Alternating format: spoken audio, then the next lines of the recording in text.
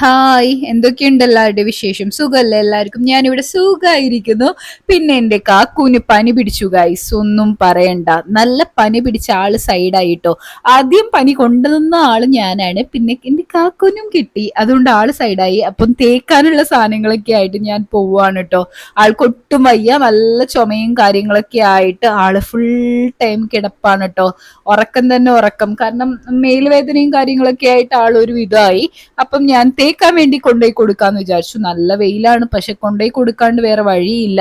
പിന്നെ എനിക്ക് വിശക്കുന്നു, എന്തെങ്കിലും സ്നാക്സും കൂടി വാങ്ങിക്കാന്ന് വിചാരിച്ചു കേട്ടോ. അങ്ങനെ ദേ ക്വാളിറ്റി ബേക്കറി കയറിയിട്ടുണ്ട്. എന്തെങ്കിലും വാങ്ങിക്കാന്ന് വിചാരിച്ചപ്പോഴേക്കും അവിടെ ഉള്ള സാധനങ്ങൾ മൊത്തം തീർന്നിട്ടുണ്ട് കേട്ടോ. അവിടെ ഒരു 3:30 പോയി കഴിഞ്ഞാൽ ഒന്നും കിട്ടില്ല. അത്രയും സാധനങ്ങൾ ചെലവാവണ ഒരു ബേക്കറിയാണ്. അതിന് ശേഷം ഞാൻ ദേ ചായ ഇട്ട് 2 പബ്സും ഒരു എലാഞ്ചിയാണ് കേട്ടോ വാങ്ങിച്ചത്.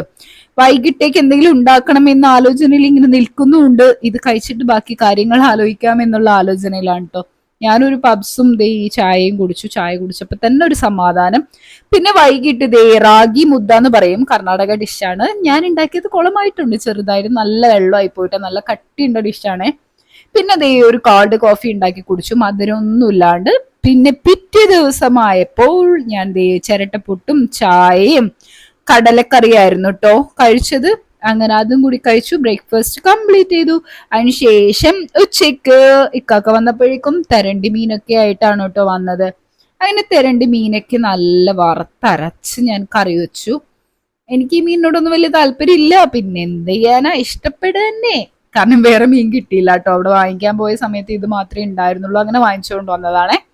പിന്നെ കിളിമീൻ ഉണ്ടായിരുന്നു കേട്ടോ, അത് വറുത്തു. പിന്നെ ഞാൻ ദേ കുറച്ച് കറി എടുത്തു, കുറച്ച് സലാഡ് കുക്കുംബർ വെച്ച് ചെയ്തു. അങ്ങനെ ഇത്രയൊക്കെ കൂട്ടി ഞാൻ അങ്ങിട്ട് കഴിച്ചു കേട്ടോ.